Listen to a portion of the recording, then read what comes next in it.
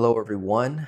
Good morning. If you're here with me live, please comment below. Let me know you're here, you're ready to get started. Today's workshop masterclass is mainly on the velocity banking concept and the beginner steps, right?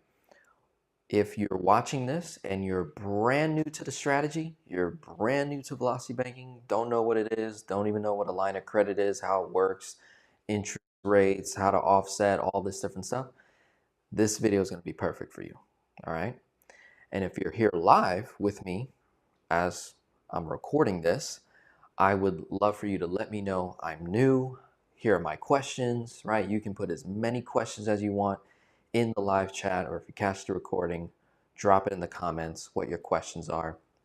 I really want to help and focus on those people who are brand new to the strategy. So a couple things I'm going to do is I'm going to lay out the first 5 steps. Right? I simplified it. 5 steps you need to take so that you can fully maximize this concept in your personal finances and determine whether or not this is even the right strategy for you. Okay?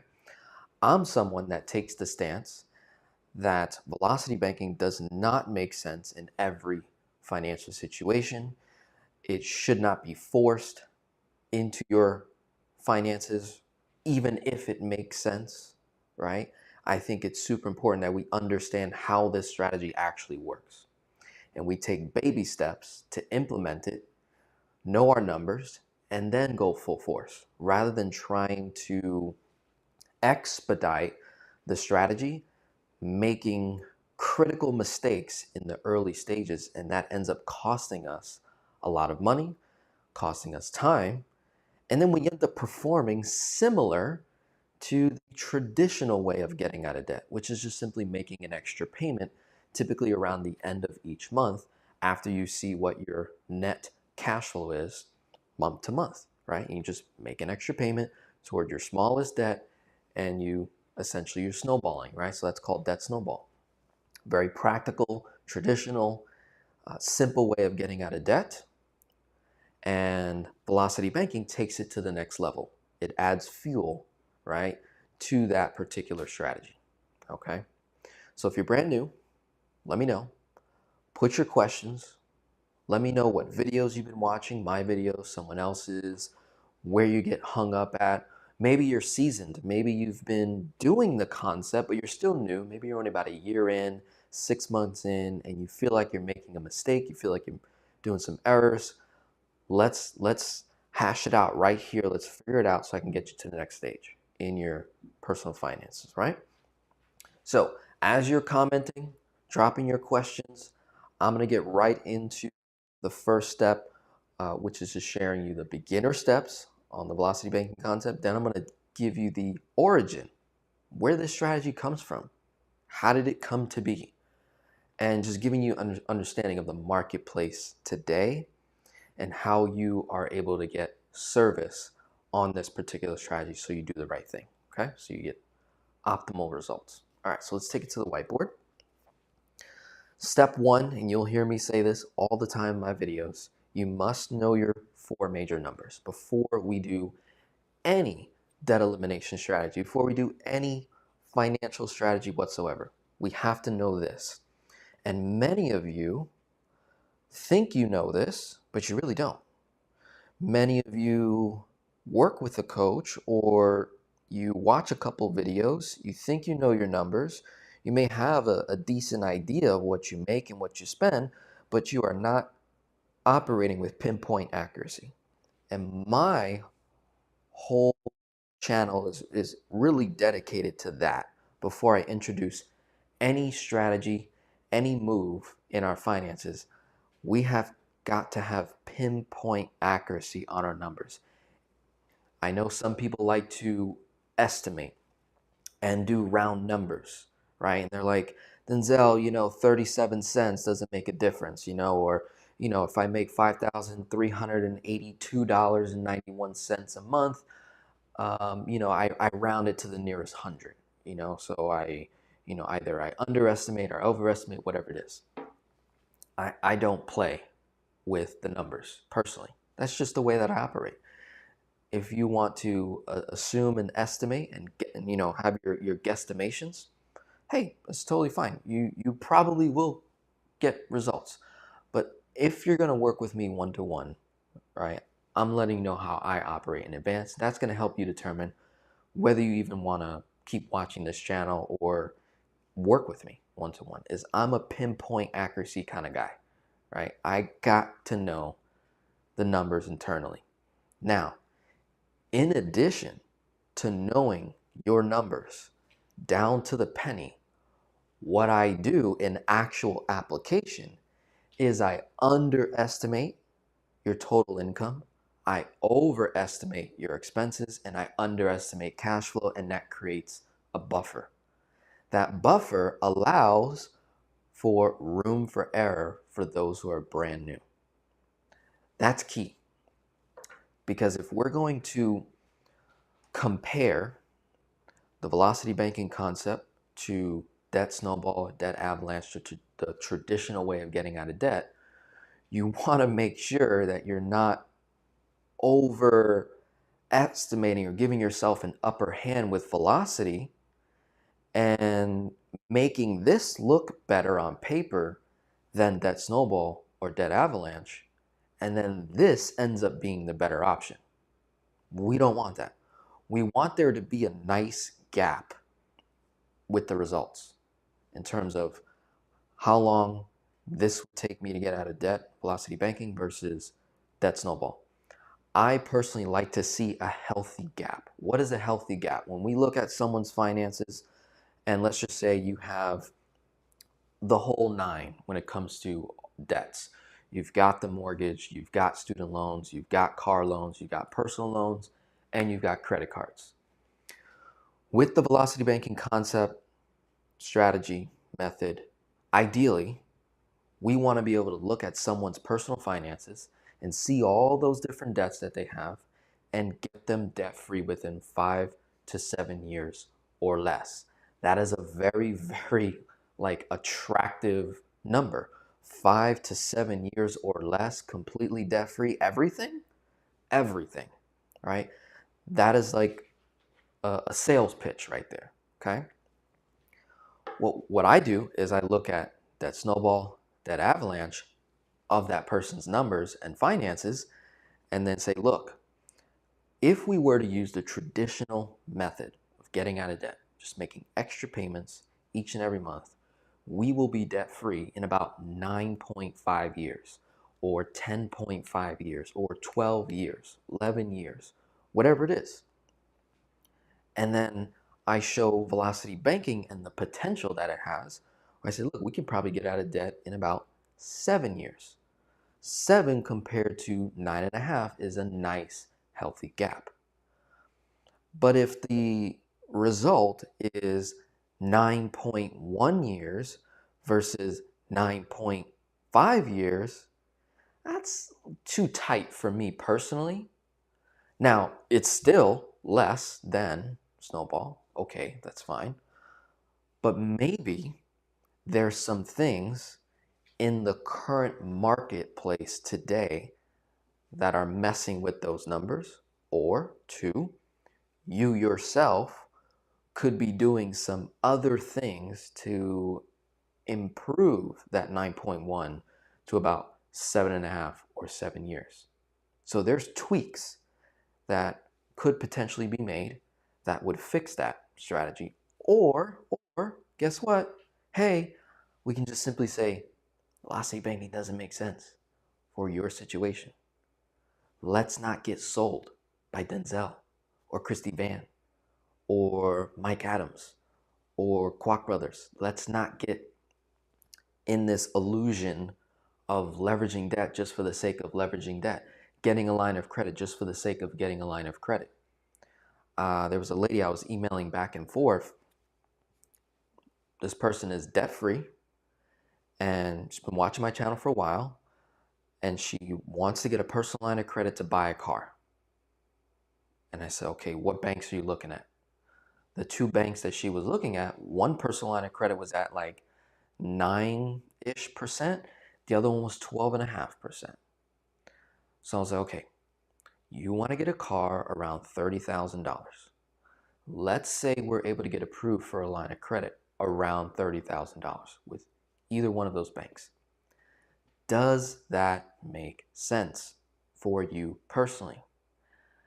Let's run the numbers and compare a personal line of credit at 9.5%, $30,000 versus what I could maybe get financing at the dealership or at a local credit union of a 4, 5, 6% car loan. And depending on how much you put down, how would that look? How much you put down, the interest rate, say it's 5, 6%, and what is your cash flow per month? So if your cash flow per month, if you're cash flowing like $1,500 and you finance a 5-year car loan, 30 grand, but you put 3 down, right? You put 10, 15, 20% down. Okay, that's going to change the amortization schedule of that 5-year loan and what your payment would be, right? Let's just run the math. So often we're not running the math. We're not comparing the traditional method. And then we're just so ready to jump into this personal line of credit, get the 30 grand, and then go to the dealer. Now you borrow 30 fully and you go and do that method. You go that and you finance the car 100% through your line of credit. Rather than, hey, maybe there was a third option. Maybe the third option was velocity and debt snowball put together. Maybe we go to the dealer, we put money down, cold hard cash, have a lower interest rate on the full 25, 27,000 that you'd be financing rather than 25, 27 at 9.5 to 12.5%. And maybe in small bite-sized chunks, or what I call micro chunking, we could take micro chunks out of the line of credit to manipulate that 9.5 down to 2, 3.5 to accelerate that 5, 6%. And maybe we only do it for like 1 or 2 chunks and then snowball the rest of the way there. Because the last thing you want to do is do velocity banking with your line of credit or HELOC, get a head start over debt snowball, all to just fall short. Because if you don't run the numbers, debt snowball has a way of catching up to velocity banking over the long haul. Velocity banking has a way of getting a massive head start. So my whole thing is, well, if you get a massive head start in a race, why would you lower your speed? Why not just maintain speed, right? You turned the booster on, you got a head start, the booster came off, and now you're just coasting, right? You're coasting, and you constantly stay ahead of debt snowball. Meaning, the way that would look in practically with velocity banking is you make your first 2 chunks, whatever it is, you got your boost, you're ahead of snowball by 6 to 9 months, even a year. And then guess what? You're ahead 6 to 9 months to a year. Cut off velocity banking, that line of credit's at 9.5, 12.5 interest rate. Your loan's at 4, 3. You won. You won. Just snowball the rest of the way. The last year and a half of that loan, just make extra payments the rest of the way. You beat the person that, your version of you that did traditional. You won. Why lose momentum by forcing that 9.5 to keep paying off the 3.5 loan, the 5%? There comes a point in time in that amortization loan where your monthly payment is now over 50, 60% going to principal, and there's literally no interest remaining. There's very little interest remaining on that. So by you just making a direct cash payment to the loan is going to increase it faster than you stripping that out of that low rate into your high rate line of credit. That's one of the biggest mistakes people make with velocity banking is you force it all the way through rather than just getting your win. Get your win. You're ahead a year, 2 years, 3 years. You're ahead. One. Congratulations. Let's cut it off, right? And know when to turn it back on. Okay? An example would be, look, 2020, 2021, interest rates plummeted, right? They went so low, very, very low. You could get a HELOC at like 3%. There was HELOCs at like 1.99%. There was HELOCs at 2.5%, 3.5%, super low. Even personal lines of credits were in the neighborhood of 5, 6, 7%. Super, super low. All right. If you had higher loan rates at the time, you could have, boom, turned on velocity banking. And then what happened? 2023, well, I should say 2022 is when it started, right? 22, 23, now 24. Let's say your HELOC jumped from 3% all the way to 9.5%, and you have that 2.5% mortgage rate, that 3.5% mortgage rate. Okay, from 2020 all the way to 23, you were doing velocity banking, and then maybe we turn it off because the rate on your debt tool is just too high, right? Now we're approaching, now it's mid 2024, and interest rates have stayed level so far. The feds have not increased the rate and they haven't decreased it. But what we're seeing, what I'm seeing in the marketplace is HELOCs are coming back with intra-rate offers. So if you are sitting on a HELOC at 9.5%, 10.5% interest rate, and we could go to a different bank and get an introductory rate of 6%, 4%, okay, that might be a good opportunity to switch banks. You don't have to continue displaying loyalty to a bank that's no longer serving you. You can go to a different bank that's willing to serve you, give you a much lower introductory rate for the next year, and then help turn back on velocity banking to accelerate some of those loans that were maybe around 6, 7%, right? Maybe that makes more sense. So let's be proactive about that, all right? So that's step one. Got to know your numbers. What's coming in, what's coming out, total debts, cash flow, everything down to the T, as much detail as you can get about yourself and how you operate, right? There's some of you that are hourly plus commission. Let's look at what you made last year in commission, divide that number by 12, add it on to your hourly rate. If you're a nurse, you're hourly, but you get a bunch of overtime. Let's look at your base income, that's steady. Let's look at what you did last year in 2023 in overtime, divide that number by 12. So we get an average of what we're looking at month to month. If your salary plus bonus, so you have that, let's just go off salary, right? So this is what I like to do, is I like to get pinpoint accuracy. First, let's see what you did last year, last 90 days to a year. What did you generate in income net? I'm just going to take that number divided by 12, right? Okay, cool. That's everything. Everything that came in, all your different income sources. Then we break down the income. Okay, so this is salary for 2, husband, wife, and wife gets bonuses and husband gets overtime. Okay, so that results in an extra $15,000 a year in income. I'm going to just take that off the table and just look at both of your bases. Now I just underestimated, lowballed your income tremendously. Then I look at your expenses. Denzel, we have expenses that we pay on an annual basis. We've got quarterly bills. We got monthly bills. Okay, we take the quarterly stuff, times it by 4, divide by 12. Take the annual stuff, divide by 12. Let's see what that looks like on a monthly basis. So we see in a year total, you spent this in 2023. In a year total, you made this in 2023. And then we look at cash flow. Total number divided by 12. So now we've underestimated income. I look at expenses. Whatever that number results in, I'll add a little buffer.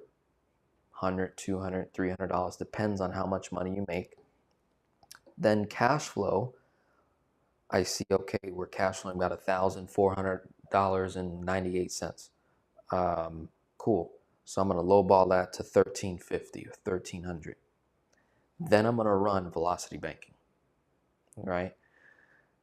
And then I'm going to compare snowball with those numbers. And I say, look, this is what we can do. We'll illustrate it, and then chances are you'll beat what I'm displaying, which is going to make you feel better. And practically speaking, when we involve the human factor into a strategy, there's always human error, right? There's always a life that occurs, things that happen, unexpected expenses, emergencies, you name it. Well, when we design our four major numbers in a way that accounts for life, that accounts for unexpected stuff, velocity banking ends up performing way better for us because of the liquidity factor in how we're using our debt tool versus snowball. When something comes up, you literally have to take that cash flow that month and apply it to whatever it is you needed to take care of. Then you have to get back on track. Sometimes there's a delay in that. And a lot of people forget that when you're just doing debt snowball or debt avalanche, is there can be a huge delay when someone has an unexpected event, emergency. Now they have to think on the fly how I'm going to cover that. They cover it, ends up costing them 2 months worth of cash flow. Then by the third month, they're just getting back to cash flow positive or recovering. Then they're like, oh wait, yeah, that's right. I have to go back to paying off this debt. Maybe there's a 30-day delay there, a 45-day delay there. We typically will not see that kind of delay with velocity banking because of what we already did from the beginning. When you first start velocity banking, you make your first chunk, you got your win. The win is in the chunk initially. So out the gate, you're ahead. Doing velocity banking. Oh, emergency comes up, you have liquidity from those past 4, 5, 6 months of cash flow is sitting in your line of credit. Boom, take care of the expense. Keep it going, right? There's no delay. What's the actual delay? Because there's a delay in both, obviously. The delay is whatever the expense was. But you only dealt with that in velocity versus debt snowball. There can sometimes be just a time delay. When do I make this payment again? Or I have to evaluate each and every month how much cash flow is left over before I make that payment. That is the human error, human factor there that a lot of people forget, okay? So I know I'm spending a lot of time here, 20 minutes already into the video, because this is everything to me. Knowing your numbers, when I'm sitting with a client that knows their numbers through and through, everything else comes so easy, it flows. But a lot of you are trying to get the strategy and get the tool and do the thing, and it's like you don't even know what you're bringing in, bringing out. It's just like you're all over the place, right? So gotta know this. Great, let's say you do. Step 2, velocity banking pregame work, right? I have a playlist on my YouTube channel, right? And I'm gonna take you there real quick, and I'm gonna put the link in the chat. This is literally your next step, right? On my YouTube channel, you go to playlists, you'll find this right here, velocity banking pregame work. There's exactly 9 videos, maybe about 2 hours of content. This is extremely valuable right here. This will save you thousands of dollars because there is so much that we could do before we even start the strategy. There's so much that I can't share in one video. So if you go through this playlist here, I'm going to give you so many tips and tricks and tools before you even start the strategy that would fully optimize the strategy. So if you basically, before you even start your race, you're already ahead, right? So it's like, imagine showing up to a race and they put you 100 yards in front of everyone, right? Well, it's like, that's an unfair advantage. Well, In your personal finances, we're looking for as much advantages as we can find in the marketplace. So if we take that time to find those advantages, to do our homework and due diligence with the right banks in your states, in your areas, to find the lowest interest rate. Oftentimes, you'll hear a lot of the velocity banking content creator practitioners like myself say that the interest rate on your debt tool is not that important.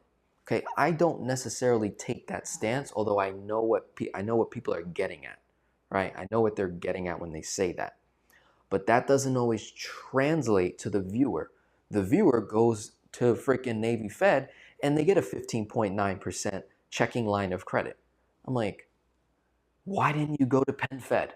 Why didn't you go over here? Why didn't you go over here to this local bank that's giving you an introductory HELOC at 5%, 7%, and then it only jumps to prime, just prime, not prime plus 2 or prime plus 3, but literally just prime or even prime minus 1 or prime minus 1.25.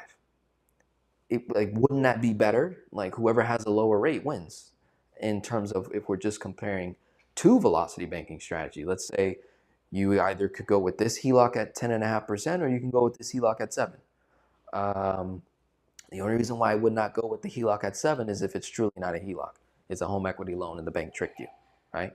So, but if we're looking at two HELOCs, they operate the same, they don't have any weird requirements or restrictions, 10.5 versus 7.5, simple interest is simple interest. Why would we not go with the 7.5? We didn't go with the 7.5 because we didn't know it was there. You guys didn't know it didn't exist. You thought you searched on Google, you saw two banks, not realizing there's thousands of banks in America.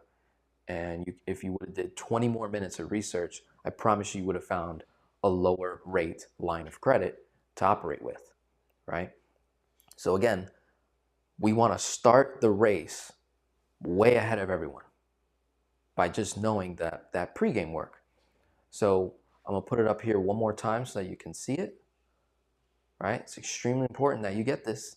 Take the time, only costs you like 2 hours, okay? These could get knocked out. These videos could get knocked out. Pre-game work, extremely, extremely important, extremely valuable. Save you a ton of money, all right? Then, really 2 is mixed with 3 because in that playlist, you'll see the last video says rules, all right? Velocity banking rules. If you don't know the rules of this strategy, there are rules. I mean, I came up with them myself, but they're practice amongst all the practitioners and content creators, and they have their own spin to it. So I have rules that I laid out, and a lot of them have to do with leverage. So many people talk about leveraging debt to create wealth and create cash flow. Then on the total opposite side, you have a lot of content creators, influencers, and just everyday people that talk about why you should not leverage debt to create wealth, okay? So you'll have those opposing views. You have to get past that. You have to decide which camp you want to sit in, right? Then what almost I don't really hear anyone ever talk about is if I do have 100 grand of capital debt that I can leverage to either create wealth or accelerate debt, how much of that 100,000 should I use? Almost every business credit guru out there I've seen, almost every one of them, almost every personal credit repair YouTube channel I've ever seen, these are channels that deal debt. They dish out debt to their clients. And they're proud of it. I got my client $250,000 of debt. I got my client $1 million of debt. I got my client $2.5 million of 0% unsecured debt. They're all proud. And I'm like, how much of the 2.5 are they using? How much of the 1.5? How much of the middle? How much of the 5? How much of the 250 are they actually using? And chances are they're using 100% of it. That is mind-boggling to me. You're educating your audience and clients to basically be 100% leveraged. Does that make any sense? Right? Like, let's think about how leverage works, right? Like, really process how leverage actually works. You have to be able to have some sort of weight on the other side. And as we're comparing to a line of credit, if I have $100,000 in there, the super smart thing to do would be not to borrow 100% of it at any given time. But now we have to come up with a number that makes sense and then correlate it to your what? Four major numbers. So I spent a lot of time talking about the velocity banking rules of leverage and what makes sense according to your personal finances. I give you a template and then you run that template according to your finances. And trust me when I tell you, the numbers line up beautifully. Almost every single time, they always line up perfectly. And it accounts for how far we're projecting into the future. Too many of us are leveraging over a year and a half to 2+ years worth of future cash flow rather than doing it in chunks, leveraging 6 to 9, upwards of 12 months of future cash flow rather than 12, 15, 18, 21, 24 plus. Like, if you leveraged over 2 years of your future cash flow production today off your numbers, and that thing you did goes wrong, now you're in the hole, not just 2 years, but it's really more like 4 because it's debt. Does that make sense?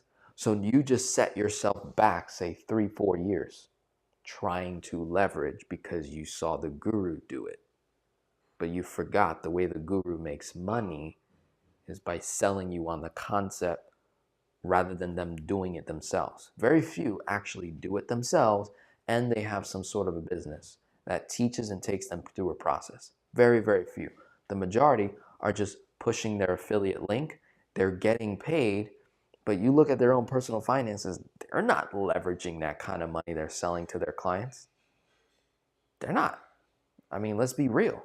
They're really not. So please don't get sold into that. So again, velocity banking rules, extremely important. Let's say, boom, you know your numbers, you've done the pregame work, you feel confident, you've done your tweaks, you're setting yourself up, you know the rules. Now it's like, okay, let's go get our tool. Are we going to get a personal line of credit, a business line of credit, a home equity line of credit in the first position or second position? How do we determine this? This playlist will tell you that. Okay, so I have a playlist called All About the Line of Credit. Let me take you there, right? And again, I'll put this in the chat.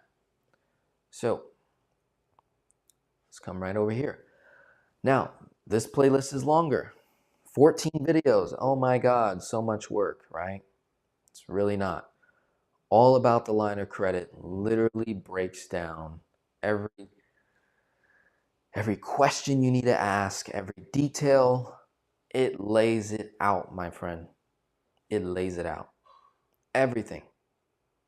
Everything. Okay? So it breaks down that whole idea of where, how, what, who, when, why, every question you need to know about getting the perfect line of credit for your personal financial situation. You watch that next after pregame work and understanding velocity banking rules. Then, once we get our debt tool, we're still not going to do the strategy yet, right? Because prior to, we're running numbers off of assumption. Until we actually get the tool in hand and we know what our rate is and we know what our credit limit's going to be and we have everything lined up and we have our debts lined up, then the final step is run the numbers and take action. Run the numbers, take action. So This could take someone anywhere from 6 to 12 months. You might be thinking, Denzel, that's too long. Trust me, if we go slow to go fast, you'll end up beating everyone, every strategy, because you took the time to get it right the first time. When I do things in my life, preferably, if I'm going to do anything, I like to do it right. Okay? I don't like to do Jimmy Jobs. Okay? I don't like to do willy-nilly. Okay? I don't like to shoot from the hip. I'm not that kind of guy. I like to load, get ready, aim, check the wind, temperature, everything, then fire. Okay? That's just me. Now, others, okay, that's where you have to figure out, oh yeah, no, Denzel's not my kind of guy. I need someone that's a little quicker, right? Again, I tend to beat a lot when I compare to other people's financial situations. When I'm running numbers with my clients, I'm like, okay, do that. Let's do it. Let's do it your way, right? Then they call me 6 months later. It's not working out, Denzel. Let's change it up. You ready? Cool. No magic. Let's just run the numbers. Another cool practical thing here, for those of you who are brand new to velocity banking, to build discipline with this strategy, because it will require discipline, we could be doing debt snowball. So while you're learning, you're watching the videos, you could have lined up your debts from smallest to greatest and just started making extra payments toward your debt. Or maybe saving it up in an emergency fund, right? Or just preparing yourself for leverage. So we can still keep getting results in terms of paying off debt. And then by the time we're ready to go, we make the perfect chunk with the perfect tool, and it gets us 10 months ahead of the person that started with their 15% line of credit. You're out the gate with a 6, 7, and you're going way, way faster. So that is key. These are the 5 steps. Extremely important. I'm going to take a minute real quick, and I'm going to put the link for both playlists. Velocity Banking pregame work. I'm going to throw that up there for you. That's the Velocity Banking pregame work. Then I'm going to throw the other link up there. And this is the link for Velocity, all about the line of credit. Okay, so I have those 2 links will be in the chat. I will put it in the comment section. I'll try to have cards running, the whole 9 to show that. All right. Again, you go right to the YouTube channel, take you to a playlist, and it's gonna set you up real nice. Now, in addition to those 2 playlists, I'm not someone that's just 100% velocity banking is the end-all be-all strategy. I don't believe in that either. I think there's a time for it. There's a time to shut it off. There's a time to turn it on. There's a time to shut it off, right? So let's say you're really enjoying the content and we really vibe, right? I recommend continue going through the playlist, because I break it down even more. So I've got a playlist called Frequently Asked Questions About Velocity Banking, 69 videos in there, and the titles are your questions, right? So you don't have to go in order. You just kind of go directly to your question, right? And that might spark another question. You might find it in there. Then I got videos on velocity banking using a second lien HELOC, velocity banking using a first lien HELOC, velocity banking using a personal line of credit, velocity banking with a credit card. It's all there. It's an archive of content that you can literally immerse yourself in to get the best results. And it didn't cost you a dime. That's another thing. Before you jump in hiring someone, and paying a couple grand and then having to learn it, why not get prepared? Then you get on a call with me. We're fully able to maximize that hour, a couple hours together, and you're off to the races. That's how I like to work personally, right?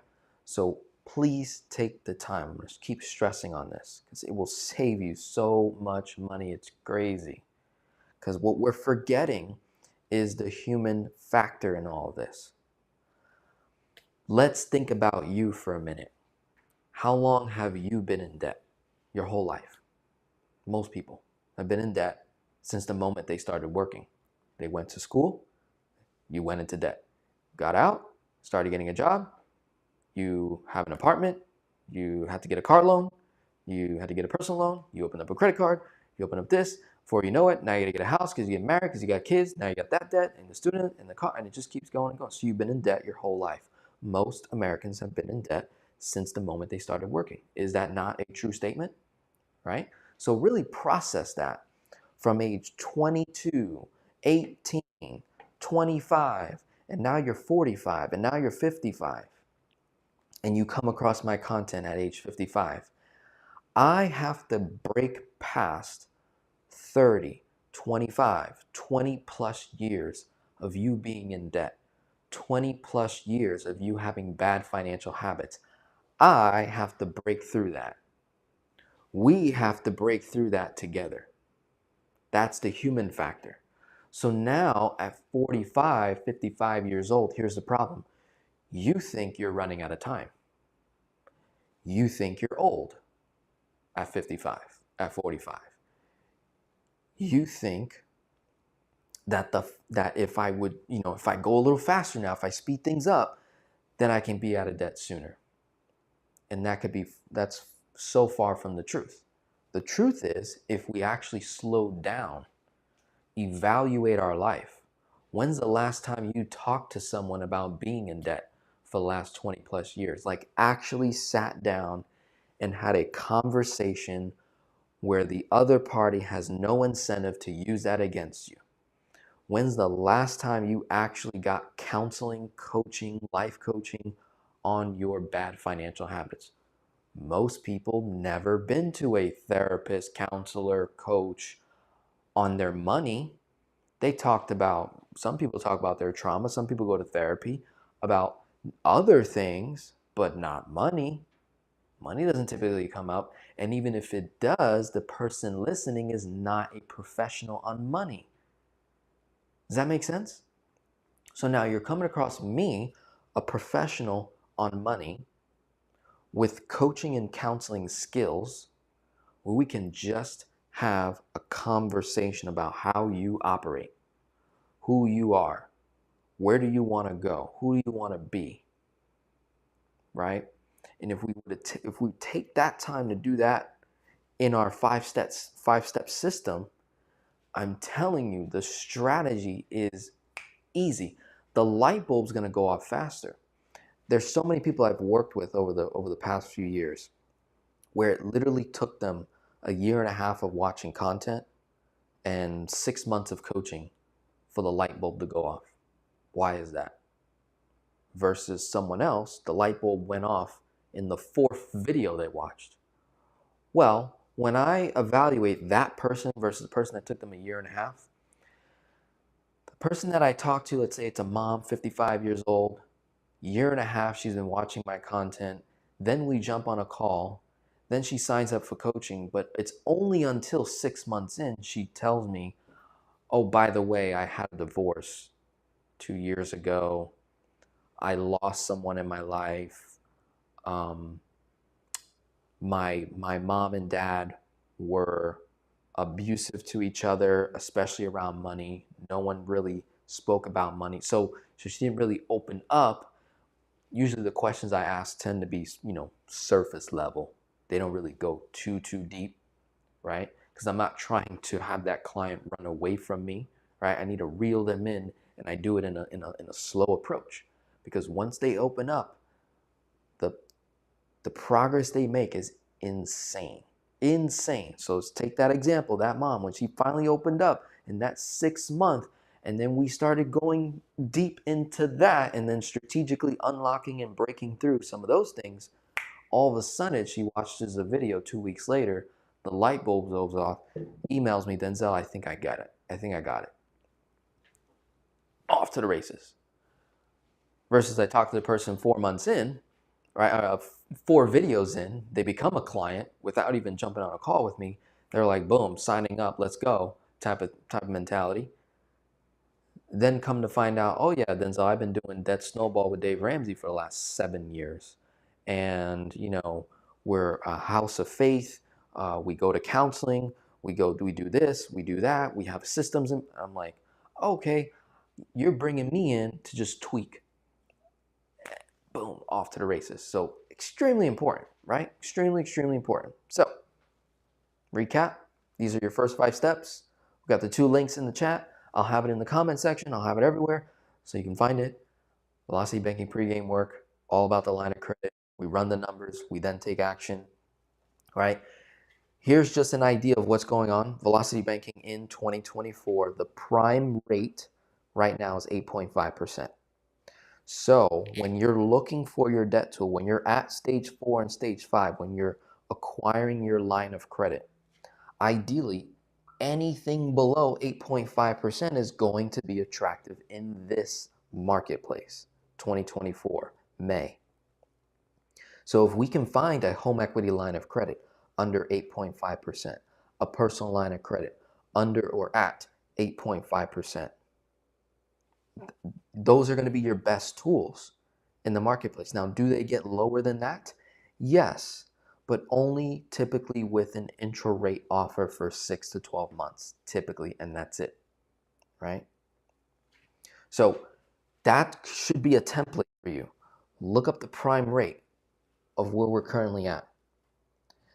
We go research banks, and then we look for the banks that are offering below that. And then typically, once the intro rate is expired, it'll say the rate would be prime minus. I like to look for banks that do prime minus or just prime, not prime plus, because then I'm at 9.5, 10.5. Okay?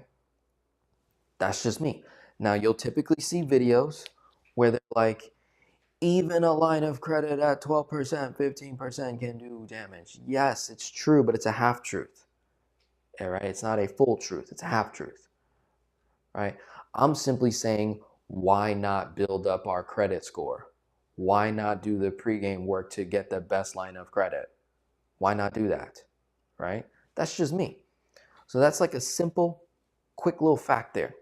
Now we're going to transition to the origin of velocity banking. Where the heck does this thing come from, and why does it have so much conflict with it? Why is it so unheard of? Why do people call it a scam? Why is there so much misrepresentation around this concept? Why is it so hard for people to get? Right? Well, let's talk about that. So the origin of this strategy comes from Australia. That's the origin where it started. And I want to say around the 90s is when this started. Around the 90s. Now, the founder, who was the person that took the leap of faith and paved the way for people like me to now talk about this publicly and educate people on a big scale? Guy named Harj Gill. Okay? Here's his book. I recommend everyone buy it. It doesn't hurt. The book is called How to Own Your Home Years Sooner and Retire Debt Free by Harj Gill. His website is www.speedequity.com. He has a software, a product that he sells to basically help people get out of debt faster. If you read his book, you'll understand his positions, you'll understand his philosophy, where he comes from. Now, he has a term for the strategy called mortgage acceleration system, right? Speed Equity is his company name, mortgage acceleration system. is the first name, concept, idea before it was called velocity banking, right? So then years later, when he brought this to the US, another guy came on the scene and called it velocity banking. From there, it got renamed to something called accelerated banking system, aka the Kwok brothers. The Kwok brothers named it pretty much after velocity banking. So when they first discovered it, it was velocity banking. And then they branched off, did their own thing, and built a wonderful organization that I'm in partnership with today. And I learned from them. They call it accelerated banking system. And then I have also heard the term paycheck parking. Now, paycheck parking might have been used somewhere in between this, but these are the four names that you'll typically hear when referring to velocity banking, which is the idea of leveraging debt in the form of a line of credit to accelerate debt or create cash flow and wealth. Simple. Basically, using banking products to your advantage rather than the bank using their products against you, right? So this is the main guy, right? And I want to read something that I thought was pretty interesting because this gentleman went through a lot of hell to really bring this strategy. And what's super, just interesting is just the history behind where he started and how much money the other side has to prevent this strategy from going public, right? So let me see if I can find it for you real quick. So he talks about this scenario of him like being all excited. He was invited to California where these mortgage bankers, these different bank CEOs wanted to invite him to hear what he had to say about his system. And he basically got turned down because the objection was, okay, this is great, Harj, but what do I tell my investors, right? What do I tell my shareholders that they're going to lose billions of dollars in interest savings because these people, Americans, are paying their homes off within 5 to 7 years or less instead of 30 years, 20 years, right? Like that's crazy. So let me see. Where was it? Yeah, so there's a part that just says why lenders don't want you to know about this system. And the objection is, if your system is so good, then why hasn't my bank told me about it, right? He says the short and simple answer to that question is because they stand to lose billions of dollars in interest if they were to do so. In fact, this is such a threatening concept to their bottom line that staff at some of the biggest banks in Australia actively tried to discredit him and his system when my original book was launched in 1997, right? He says, you see, the job of every banker is to maximize profits for their shareholders. And the way they do that is to sell you a 30-year mortgage so they can keep you charging interest for all those years. If all of a sudden they started teaching you how to pay off your mortgage in a third or even half the time, just imagine what it would do to their bottom line, right? For example, based on the latest data I gathered from home loan borrowers that are using this system, the average amount of time and interest they are saving on a 30-year mortgage is as follows. $109,000 interest saved, 16 years. Now this is back in the 90s, right? So just keep that in mind. Multiply these savings by 100,000 homeowners and you have nearly $11 billion in saved lost interest depending on whether you are borrower or lender, right? Even if the average interest savings was only $10,000 per homeowner, that still equates to over $1 billion lost in interest on the bank side, right? So the banks are set up in such a way where, of course, they're not going to teach this. A, it's not profitable. B, can you imagine having to train staff, employees by the hour to educate you on how to do this strategy? Do you know how stressful that is? They have to teach their staff how to be a coach, how to be a counselor, because there's a human factor in the strategy. It's not just strategy. There's also the human factor in all of it, right? So I'm just gonna, fast forward a little bit here, and there's a part where he basically talks about getting invited in the summer of 2004 at the annual Mortgage Brokers Association convention in San Diego, right? They invite him. He makes his presentation a few months in. He's like, the bank CEO is like, I guess that's why he was a CEO. He says, I get it. CEO says, I get it. This is a brilliant concept, but how do you expect me to explain this to my stockholders that they're going to lose tens of millions, if not hundreds of millions, in profits in the next quarter if we start telling our customers about it? Mr. Harge says, I completely understand your concerns, and it's not the first time I've been met with that objection from someone in your position. You see, what I'm advocating here is a long-term strategy that will not only increase your profits, but will set you apart from every other mortgage lender in the country.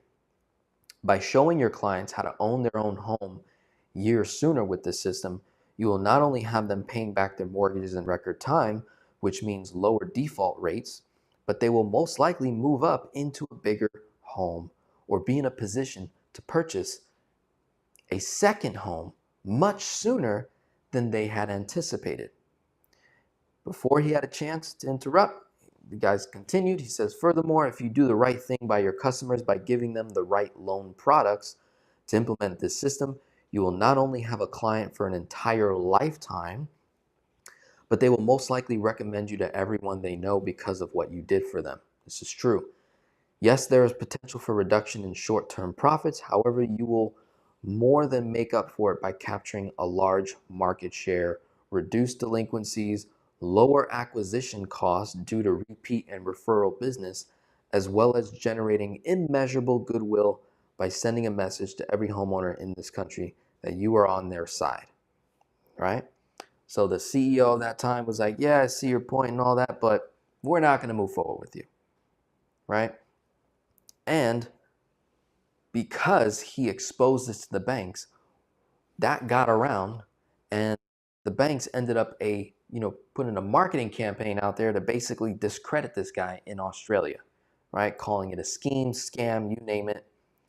And so this dude had to go through a lot. So it's a good read. I suggest you read it. Check it out. That's the origin. So it's like, okay, this strategy started in Australia. Then it came to the United States. There's banking products that exist that the banks don't even want you to know about. You go to the bank's website, it's not on their front page. It's not on their second page. It's like on the back page. And even when they do display it, they don't give you all the details. It's vague, right? And then they trick you.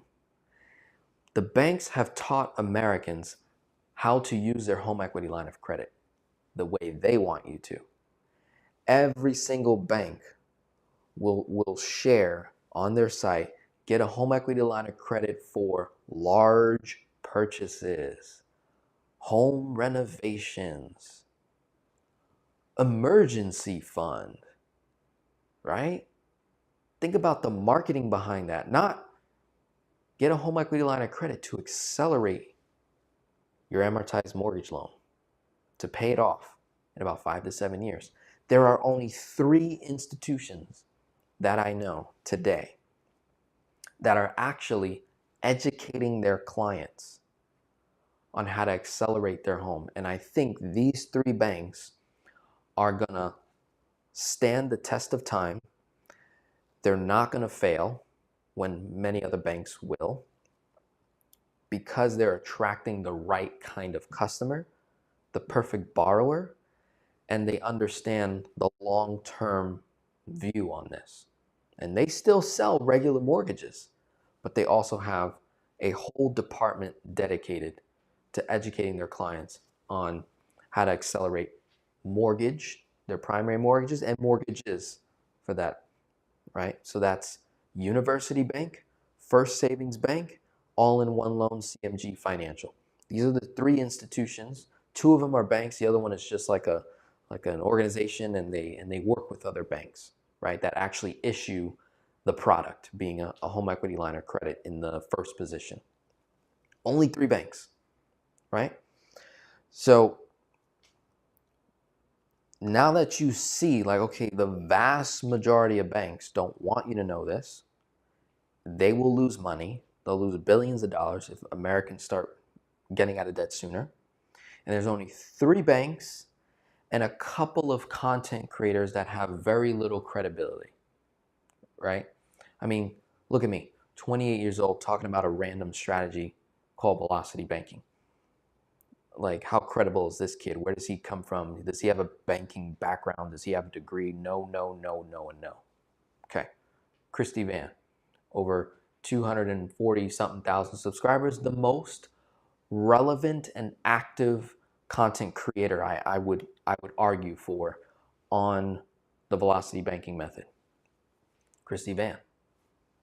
Has she ever worked in a bank? No.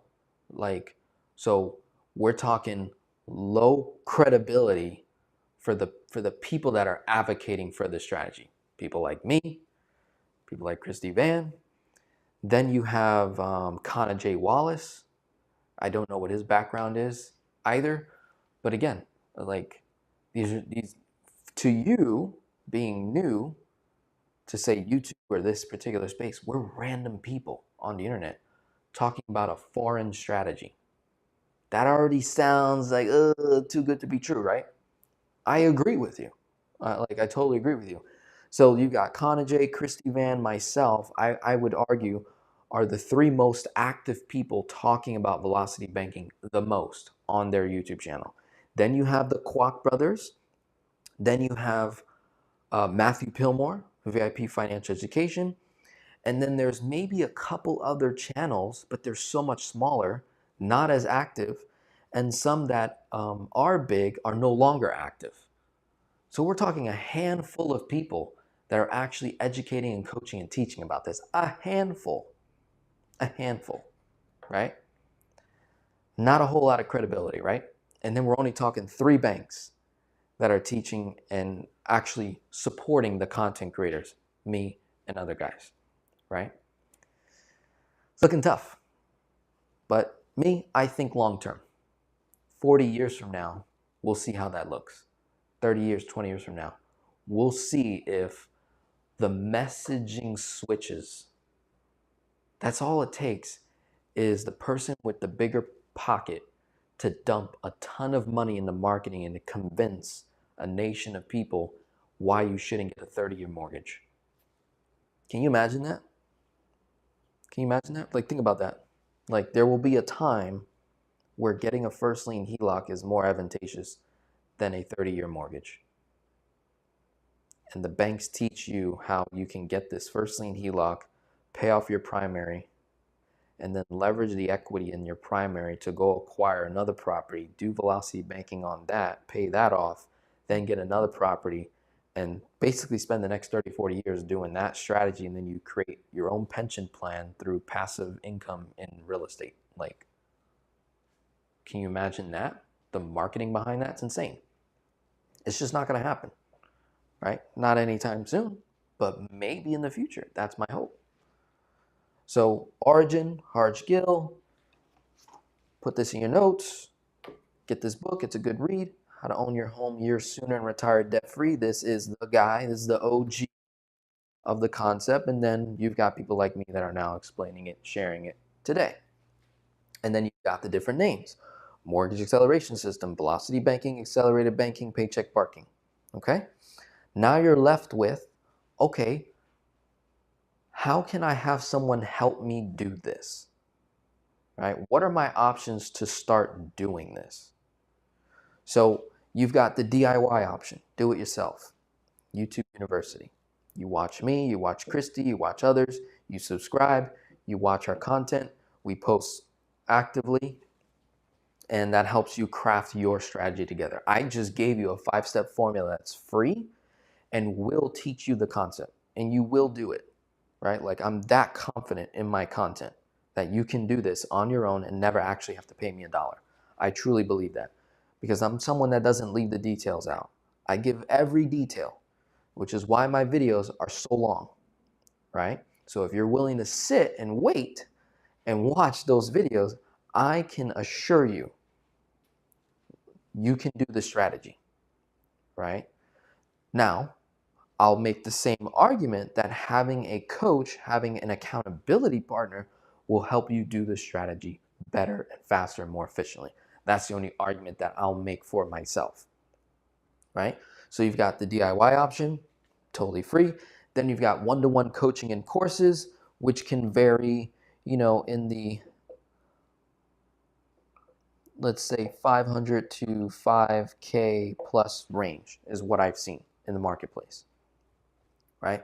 That's hiring a person one-to-one, and then maybe it comes with courses, community, et cetera, 500 to about 5K. Then you've got high ticket softwares. There are softwares now on the marketplace that have been here longer than me, longer than any content creator for that matter, starting with Harsh Gill, called Speed Equity. I don't know what his prices are, but I can assure you it's probably multiple thousands, maybe between 3 and 5K, right? It probably wasn't that much 20 years ago, but with inflation and stuff, it's cost more now. So then you have Money Max account, which I am an owner of. I have the Money Max account. It cost me like $1,500. This was a couple years back. I think for the average person with a mortgage, because I bought the Money Max account without a mortgage, right? So with a mortgage, I want to say it could be maybe as low as 3K, maybe in the range of like $6,000, right? And then there's the pill method, which is probably more than 6,000, right? So these are the three most common high ticket softwares where you're basically paying for a software with maybe a little bit of one-to-one human interaction with a coach, but for the most part, it's plug and play.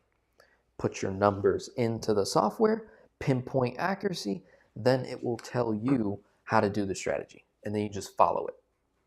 One-to-one is coaching, counseling, mindset, trauma, what happened to you when you were 6, what's your view of debt, what's your view of success, right? How do you see your life? Accountability partner, strategy, doing exactly what the software shows, but writing it out, handwritten, whiteboard style, or Zoom meetings, one-to-one calls, recorded calls. Those are your options, right? And that's it. We're done. We're an hour in. So now what I'm gonna do is I'm gonna scroll to the top here and just go one by one looking at your questions.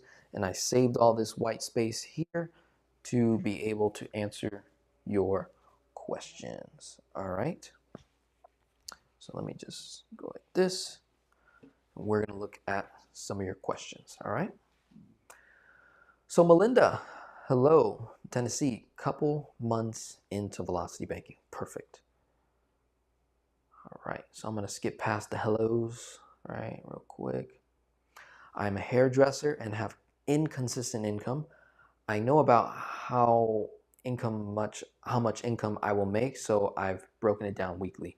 What advice do you have for working with inconsistent income? So maybe Melinda, I already answered that a little earlier, but I'm now gonna put it on the whiteboard, right? So we want to underestimate your income, overestimate the expense, and we want to look back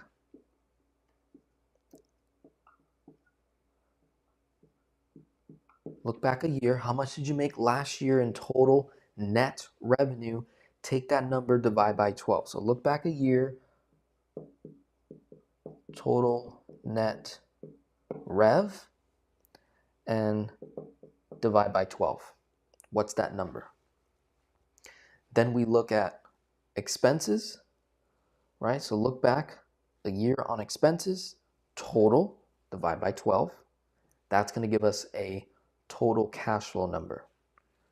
Take that cash flow and divide by 12. Once we have your cash flow divided by 12 in a month, and once we have your line of credit, Melinda, that we're going to use and the interest rate, we're going to look at the rules of leveraging, and I'll just throw it in here real quickly. We do cash flow times 12, and we do 2/3 of debt tool. Example, say you got a $100,000 line of credit. We really shouldn't borrow more than $66,000. Let's say your cash flow in a month is $3,000. 3 times 12 is 36,000. So now we have what's called our chunk range, Melinda. Chunk range. So you would chunk anywhere between 36 and 66,000, right? But that's not the final piece to the puzzle, is it? No. We're going to look at your debts, right? Let's say you only have $25,000 of debt outside your primary mortgage, right? So maybe our chunk is just the 25 to get the cash flow of $500. So meaning we didn't have to chunk that high to get our particular result, right? So you see what I just went through there?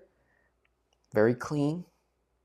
If we underestimate your income, overestimate your expenses, look at cash flow times 12 in a year net from last year's revenue, that gives us an idea of what you'll likely produce this year. And in fact, you should make more, right? Every year we should be making more money because inflation goes up and taxes go up. If our income stays stagnant, that would not be good, right? For anyone. So chances are you make more money or the same as last year, ideally, right? Now, if that's not the case, if you see yourself projecting less, right, well, we can account for that as well. And so basically, when you know the numbers that you produced last year, we compare it to how you're operating this year, and we're getting all this data to help us come up with the most important number of the velocity banking strategy is our chunk amount. What we chunk at determines how quickly we pay off what we just chunked to get cash flow and save money on interest. That's all we're solving for, Melinda, right? Which is why it's so important to know these numbers and do the pregame work. Because if we just blindly get a $100,000 line of credit and then you chunk 25K and you have no discipline with the 100 and then you go take 25 and go invest in some deal and now you're like, oh, I'm doing velocity banking, and it's like, are you? Are you really? Right? So I'm not saying you, Melinda, I'm talking general. But hopefully that was valuable. Elijah says, my credit score is terrible, by the way. Okay, great. We have awareness. Guess what? Step 1, know your numbers. Step 2, velocity banking pregame work. There's a video in there called Understanding Your Credit Score, right, in the kingdom. Now, I talk kingdom because I bring the faith component to it. But just looking at it logically, credit score is a main factor in America, in the United States, to get anything, right? Got to have credit, right? So by understanding your credit score and how to increase that would be a pregame work before we actually do the strategy. Why would we go and get an 18% line of credit and force velocity banking when we could have took 2-3 months, got your credit score improved, and maybe ended up with a 9? Cut that rate in half tremendously out the gate, right? Super important. How long do you wait to pay your bills out of a HELOC after you put your paycheck in? Okay, Tara, great question. Generally, as long as humanly possible, right? As long as I can, ideally. So let's look at an example of what that would look like, right? So let's say Tara has a HELOC, right? This is for Tara.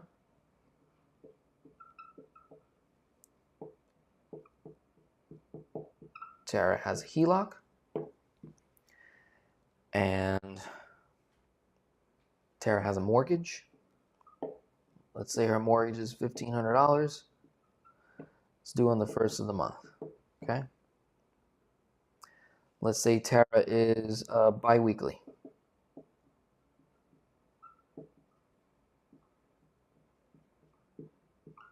Bi-weekly paycheck. So Tara, everyone in this live stream, 53 people watching, and including Denzel, we all have cash bills, meaning you need account and routing number to pay that bill. You cannot use a credit card to pay that specific bill, right? Or if you use a credit card to pay that specific bill, then you incur what? A fee, right? So we have cash bills, and then we have bills that can be paid with a credit card. Let's say Tara has $3,000 worth of cash bills, and she has $4,000 of credit card bills, right? So what she could do is have her $4,000 of bills that can be paid with a credit card, run it on a credit card that gives us cashback rewards or points or both, whichever gives us the highest off of what her expenses are typically. So therefore, $4,000 more is going to stay in the HELOC before she has to withdraw it out. Let's say the HELOC is also due on the first of the month. Let's say that's when the interest is due on the first of the month. So ideally, we can set up the due date on the credit card. We can call and ask to change the due date if we want, right? Or maybe it just, let's just say it lines up and the due date's on the 25th of the month, right? So that's pretty far, right? Maybe 29, 30, right? It's like set up almost 2-3 weeks out. So throughout the month, though, she's swiping $4,000 on the credit card. The $4K won't be due to the 25th. But if we're in May now, and let's say she starts using the credit card, she's not going to owe anything on May 25th. It'll be June 25th when we owe, right? So that gives us, what, 20-something more days of basically floating her expenses at 0% on the credit card until it's due, right? And then if we want to be even more slick, instead of paying the full balance on the credit card, all we pay, and we set up auto pay, is do the statement balance, right? So now, Tara, hopefully you're still with me and I didn't lose you in the process. But ideally, we want to have auto pay on the statement balance of the credit card. Our HELOC, we're going to withdraw money out of the HELOC the day before the 24th to pay that 4K. This 3K will get paid when the bill is due, the day of, the day before, right? So you're either going to pull it out of the HELOC into your checking, and then the checking pays the bill, say your mortgage and $1,500 worth of other stuff that need to get paid via cash. And you can also, if that's too manual or too tedious, you could wait. You could do every 3 to 5 days, you withdraw a portion out of your HELOC to pay the next 3 to 5 days worth of bills. So let's just say, Tara, let's look at the month of May. And let's say you get paid every other Friday.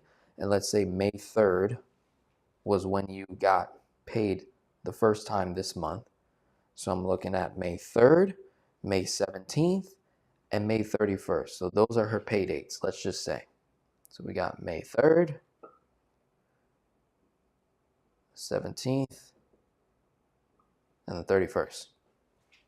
Those are her pay periods. So what do we know with this information? Well, for the month of May, 3 times money goes in. Money goes in to the HELOC. We know that. There's only 3 times out of the month that money will go in. And then we have money coming out of the HELOC. The goal is to have money come out of the HELOC as little times as humanly possible, right? And the way to do that is you run as much as you can on a credit card, as much as it allows without any fees. And then you only pull money out when you need it. So basically your income is sitting, parked, right? Paycheck is parked in the HELOC for as long as humanly possible. And you're gonna set up a calendar, whether you do it written out or you buy a calendar, and you're literally gonna mark the days that you have bills that are due. And you can set reminders in your phone. Hey, my mortgage is due, right? Because you have to manually withdraw money out of your HELOC to pay your mortgage, unless you have a first position home equity line of credit. If Tara has a first position home equity line of credit, she does not need to manually move money out of the HELOC because her first lien HELOC comes with an account and routing number. So therefore, all she needs to do is set up auto pay to pay everything out of the HELOC. If she does not have a first position home equity line of credit and has a second, then we need to have a checking account attached to the HELOC. That's most of HELOCs today. That's usually the case, right? Now, if you make a mistake, Tara, what you could do is you call the bank and you set up overdraft protection on that checking account that's linked to the HELOC. So that if you do forget to pay your mortgage, but you had auto pay set up and it auto drew from your zero balance checking account, well, then the bank will just pull $1,500 from your HELOC, pays the bill, right, or brings your account back to zero. The goal is to have your checking at a zero balance for as long as we can, because you made a chunk on your HELOC, so you owe money on the HELOC now. We did the move, we got the win, now let's secure the win by actually doing the concept. So hopefully that helps. If I took you down an extremely long path, that's how I operate. I give all the details. You can pause, rewind, watch again as many times as you need, right? If you got it, great, wonderful. If not, and you need more help, that's what coaching is for, right? So we work one together and we figure out those details. But if you're like, dude, that was great, I got it, boom, the light bulb clicked, wonderful, right? That's what I want to see. Okay, great question. Thanks a lot for the knowledge. Pam, I am new. I just got a $15,000 personal line of credit and yesterday just put 3 credit cards on it and paid it off. So my question is, I need to start paying the PLOC off, plus I have my regular expenses. Okay, so here's what we do, Pam. So we got Pam in the house. Pam has a $15,000 personal line of credit at a certain interest rate we don't know. She consolidated debt. So she did her first chunk, paid off 3 credit cards. So I'm willing to bet that the interest rate on all 3 of those credit cards were at a higher interest rate than her PLOC. So that's debt consolidation. Boom, that's a win. If all she did was make the monthly payment, right, she's going to pay a lesser interest, right? But we're not just paying the monthly payment, are we? We need to pay more than that. We need to pay our whole entire income. So let's say Pam did a $10,000 chunk. And let's assume Pam's income is $5,000 and she spends $4,000 and she cash flows $1,000. And by paying off the 3 credit cards, she increased her cash flow by $200. So now it's $1,200 and $3,800 of expenses. So she's like, okay, Denzel, I got the chunk part, did the chunk, paid off the card, got the cash flow, but how do I pay my regular expenses? I'm a little stuck on that. So hopefully Pam has a PLOC at a bank that also has a checking account. So hopefully Pam set up a checking account at the same bank her PLOC is at. If she did not, that's your next action step, Pam. Okay? That's going to be your next action step if you did not do that. Okay? Let's say she did do that. Okay. So now she's going to set up auto pay, right? To pay all her bills out of that checking account. And all you're going to do now, Pam, is you owe 10 and you have income. There's 5. So when you get that 5, whether it's monthly, bi-monthly, bi-weekly, or weekly, you need to dump this 5 that landed here in the checking, and you need to transfer it to the PLOC. So it's going to bring your balance down to $5,000 owed.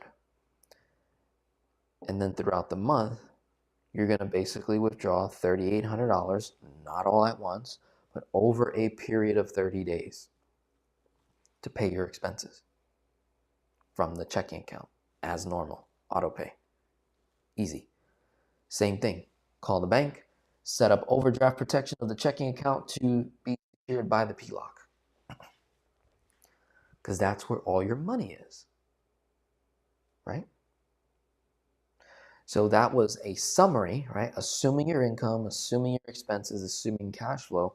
The cash flow is the only dollar amount that stood in the line. So when it's all said and done, the balance went up to as high as 10. It went down to as low as 5, and then it ended off wherever your cash flow net was, which would probably bring your balance around $8,800 and some change. That's how that should work. Pam, if that was helpful, let me know. If you need me to run that back again, I can. I'm going to keep going through the questions, see if you comment again. All right, Susan says, thank you. I have gotten discouraged at times because of unexpected expenses and had to adjust. You are a blessing. Yes, so that happens. I'm brand new to Velocity Banking. I have a HELOC for $125,000. Total debt is $50,000. So here's another, not saying you're doing this, MJ, but a common mistake people make when they get a very, very large line of credit and they've never done the strategy is common sense, right? You're thinking, okay, I got 125 here and I owe 50 here. Why don't I just move the 50 into the 125? That's almost everybody's first thought. Now, what you don't know, what we don't know, what I don't know about MJ is what is that $50,000 debt made up of and what is the interest rate on the HELOC at 125?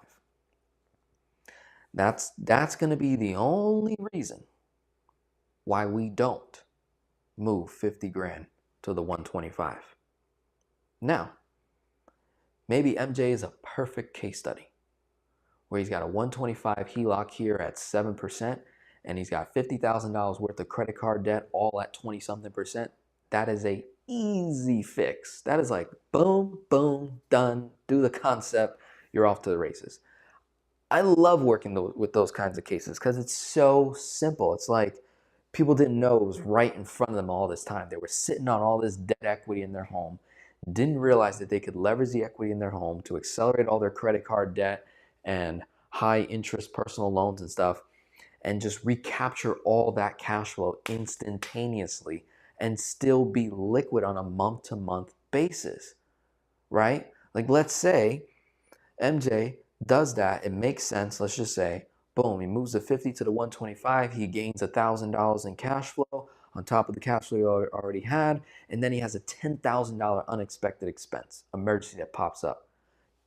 Instead of him losing his mind, he's like, well, 125 times 2/3, right, is 82,500. I owe 50. I just got $1,000 extra in cash flow.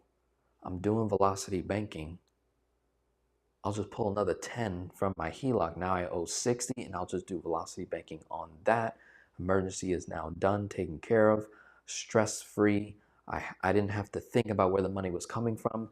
I just know to pull from here. It's going to be the cheapest cost compared to everywhere else that I'm looking at. Or maybe he has a 0% credit card that he could run that $10,000 expense on for the next 12 months, have no effect to his 50. He's doing velocity banking, blah, blah, blah, blah, blah, blah, and then go from there. So MJ, whether you're male or female, right? Either or.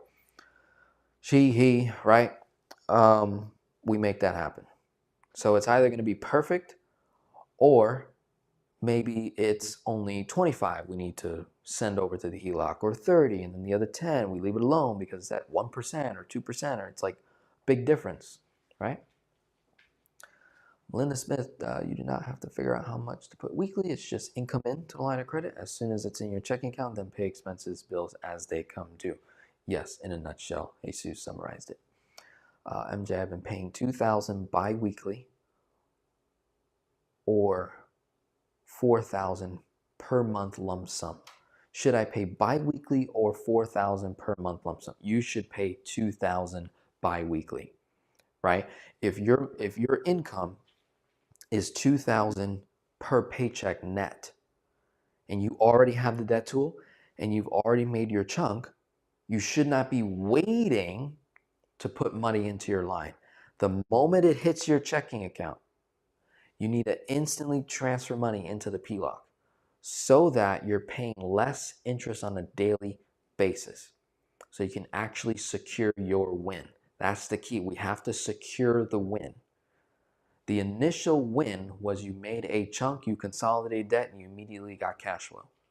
But to secure the win, meaning debt snowball won't catch up against you later on, is if you're actually doing the strategy of money in, money out, right? That's very, very important. Yeah, so Jesus is helping out. Boom, boom, boom. It's paradigm shift, putting your income to the HELOC. All right, treating the HELOC like a checking account. That's right. We transfer money into the line of credit. Boom, boom, boom. Great, great, great. Tara says, I'm new to your channel, new to velocity banking. So excited to get started, and it looks like I have a lot of work ahead of me. I agree. And that's not a bad thing. I love work. Work means to become who you are. That's a paradigm shift. If those of you who are brand new to me and never heard that before, you're like, wait, what? Yeah, work in the world and society is working hard, sweating, right? And then you're tired at the end of the day. That's your current definition of work. My definition of work is every day I go to work to become more of who I am. Every day I go to work to fulfill my purpose in life. If I love my purpose and my dreams, then work is play. Work is service. Work is not hard. Work is fun. And when you're having fun, both produce the same result. You're exhausted once you're done playing, and you're exhausted once you're done working. Imagine if you went to work every day with a fun mentality. I'm going to work to have fun. At the end of the day, I'll be exhausted because I had so much dang fun. Whoa, paradigm shift.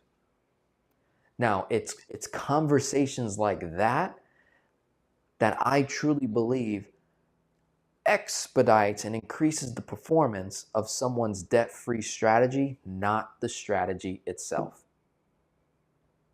The strategy itself is the logic, it's the mechanics. But I've learned over the years, it's right up here. Because if you're performing on a daily basis better and better and better, do you think you're going to be in a higher chance of getting a promotion at your job or getting an increase or getting that bonus faster, quicker, more efficiently? You're just going to stand out. And right now in 2024, it is easier than ever to stand out in a crowd because most people don't want to work. Most people are having all this crazy stuff going on in their mind. They're clouded. They don't know what causes that they want to go after. They don't know, their values, morals, and principles. They're scared by the news. They're scared by the media. They're just like, they're very frantic. They don't know how to keep it cool. And right now, those who step up as leaders in your community, in your household, at your job, it is so easy to stand out now. It's ridiculous. If you just practice your speech, if you just practice the way you talk to people, and you just present yourself as a leader, opportunities start open up your way. You might get offered a job that's 2x what you're making right now just because of how you showed up, right? And if you're making double the income, is that not 4x the cash flow or more? Considering our income stays, our expenses stay the same. And so if your income doubles, would that not improve the strategy tremendously and get you out of debt in half the time on top of what we just, did? So again, all of that coaching, consulting, accountability is huge, right? Tara says, thank you. I wasn't sure if you should keep the money in there for a couple days before starting to pay bills. Well, you can't pay a bill if you don't have the money, right? So when the bill is due, the longest I can wait is when the bill is due, like on the due date, right? So it's like money went in, paycheck, boom, then you transferred it to your line, and let's just say that same day you got paid, you had a bill due. Don't pay the bill with the cash that just hit your checking account and then send the rest to your line. Don't do that mistake, Tara. Make sure you send 100% of your paycheck into the line of credit and then withdraw the money back out and pay the bill. A lot of people make that mistake too, right? Do you have a link to Velocity Banking Calculator or where I can get one? I like to constantly run the numbers to see where I am. So you've got 3 options. You got the Money Max account, you got the pill method, and you got speed equity. You research that, you can probably find someone easily. I myself, I can sell you the Money Max account. I'm part of their company and organization, so you can just reach out to me directly and say, hey, I'd like to, figure out about that Money Max account thing. I don't typically sell it as much, right? There's also the Kwok brothers. The Kwok brothers have a software as well. I totally forgot, left them out. So you can reach out to me directly. You just email me and say, hey, Denzel, can you send me the options? I'll do the homework for you and say, here are the links, right? And help you out there, right? To everyone here, remember, you are the bank's asset by paying interest. If you have no debt, you are a liability because they're not making profit off of you. Good. Well, Denzel, very good breakdown. I'm listening. Lovely. Jesus says, loves Christy. Jody says, just purchased the book. Wonderful. It'll be a really good read. I think you'll enjoy it because you're going to see how much pain and suffering this guy went through to get to this point. And he's not really he's not a content creator. He's not creating content today. He's not as active. But it's just nice to know, okay, that's the origin. And then maybe I work with Christy, and maybe I work with Denzel today, and we get it going, right? Or maybe you go directly to the source, right? I'm not against it, right? Let's see. Molly from asked me how I budget is an all credit card velocity banker. Is an all what? Credit card velocity banker. What are you saying there? That's interesting. Are you naming a YouTube channel and saying that they're another person that does it? Elaine says, just got started with my second lien HELOC to get going. Elaine, congratulations. Wonderful, wonderful. I think that makes a lot more sense. Beautiful. Okay, I'm getting to Melinda. This is great. Okay, Elaine, thoughts on getting a 0% interest credit card to leverage cash flow for monthly expenses such as car insurance to get the annual discount for paying a year out and then using the cash towards the HELOC pay down. Elaine, you're on fire. Shout out to Elaine. Elaine, you're on fire. This is good, right? So Elaine, what you're thinking is you're adding enhancements to your strategy. It's like getting a manicure and a pedicure, and the upsell is massage and hot towel, neck rub, who knows, right? Whatever the additional enhancements are, right? Or you get a massage and the enhancement is, oil and foot anti-aging creams, you know what I'm saying? So the 0% interest credit card to run your expenses from annual, right? Running, switching from monthly to annual, you save money on the bill itself, which is savings. You ran on the credit card, you got points or cashback rewards. That's a savings in and of itself. And now you're getting a temporary cash flow increase toward your HELOC, which is more interest savings for the next 12 months. And then once the credit card expires, you would then pull from your HELOC, pay the credit card off in full, get another 0% offer from another credit card or the same one, rinse, lather, repeat. Do it again. What I like to do is get a new credit card because typically they have a statement credit offer balance, spend $3,000, get $300 back, $200, $400, $500, up to like $700, right? Especially on the business side of things. That's a lot of savings. Would you agree? So you're on the right path, Elaine. I'm totally with you. You're on fire. That's great. Run it, right? Identify the bills that will get you the most amount of savings if you switch from monthly to annual. Identify the credit card in your portfolio of credit cards if you have multiple to see which card is giving you the most incentive for those specific bills. And that's how we're essentially tweaking, enhancing velocity banking to make it even better and better.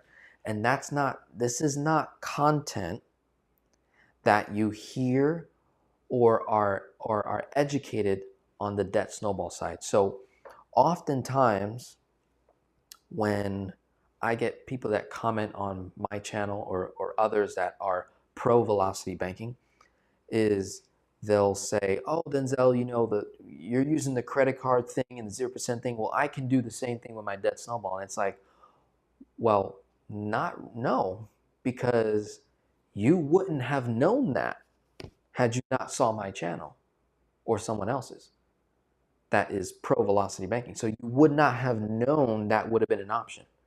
No one in your sphere of influence or people you hang out with or other channels you're watching is saying to do that.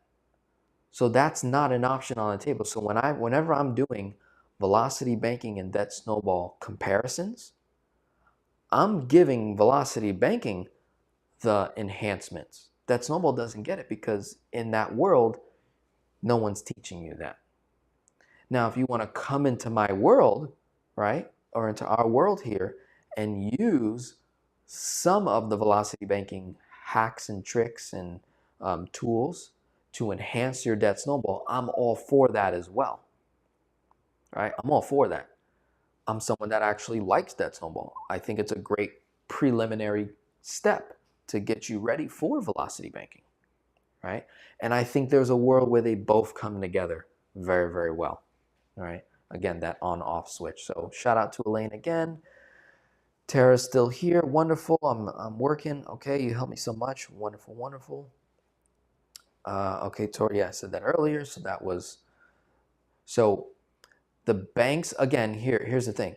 Let's not get caught up in the terms, right? Velocity banking. Like when you call All-in-One or you call First Savings Bank or you call University Bank, they may not call it velocity banking.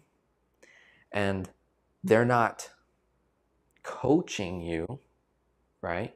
they're still selling you the product, which is a first position home equity line of credit. So if you qualify and you get the product and now you have it on your primary home, you can call the bank and they might have a software or a calculator that they might send you or you use, but there's not going to be that coaching, consulting aspect of it, that counseling aspect of it. It's a bank, right? These are paid by the hour employees, right? They're helping you understand how to use the tool. That's about it. And then they can run some math to say, okay, here's what's projected if you did this according to your income, and this is what it should look like, right? But nobody lives their life on a spreadsheet, right? Because life happens, right? So just want to be clear about that. It's still important to have like an accountability partner. Okay. So you're saying that ask me how I budget is using Velocity Banking using only credit cards. Well, my only rebuttal to that is why, when there's, better tools that we could, use, like HELOCs and PLOCs, and we can kind of bring it all together. But again, right, there's a preference. So in the world of Velocity Banking, there's like different content creators that have their own style of how they do things, right? I'm someone that just shows you all the options, and then I run the math, and I allow you to make the decision, right? Okay, Christy, Christy from VB, that if you put chunks into your credit card, is a possibility that the company will reduce your limit, but you guys are saving, put your income into line of credit as soon as we receive it. Yes, right? So Betty, let's not confuse a credit card with a line of credit, even though a credit card is technically a line of credit. I know that's annoying, right? But I'm gonna break it down for you, right? So too often we sometimes go and get a credit card, and people make the mistake of dumping their whole income into the credit card, right? I want you to think of the credit card as an enhancement, right? So a PLOC is not a credit card. A HELOC is not a credit card. A HELOC and a PLOC allow you to withdraw the money at no cost, right? So withdraw funds at no fee, only interest. Now, not all credit cards are created equal, but most credit cards, talk to the newbies here, most credit cards you acquire, if you withdraw credit in the credit card to cash your bank account, you will incur a fee.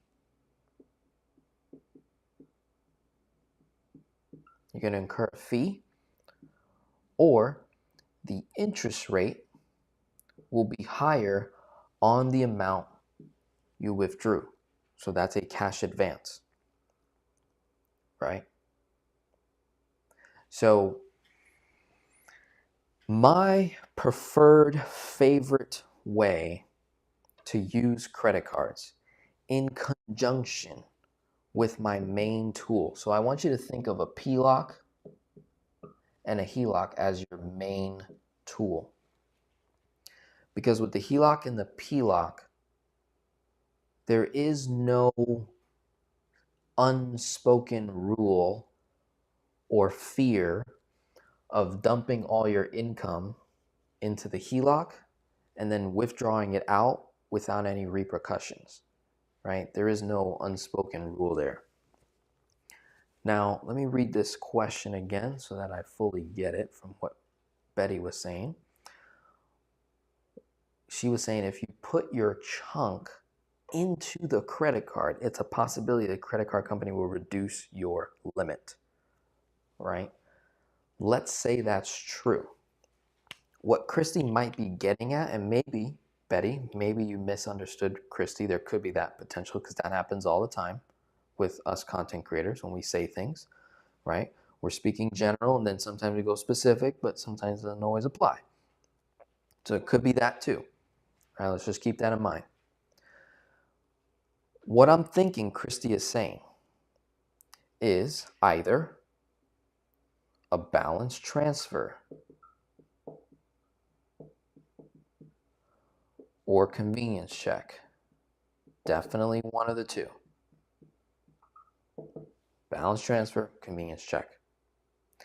These things typically have some sort of fee, 3 to 5%, or zero fee. These are my favorite ones.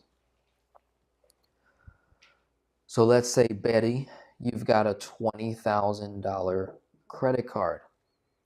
And instead of chunking from your PLOC or HELOC, Chrissy said chunk from the credit card.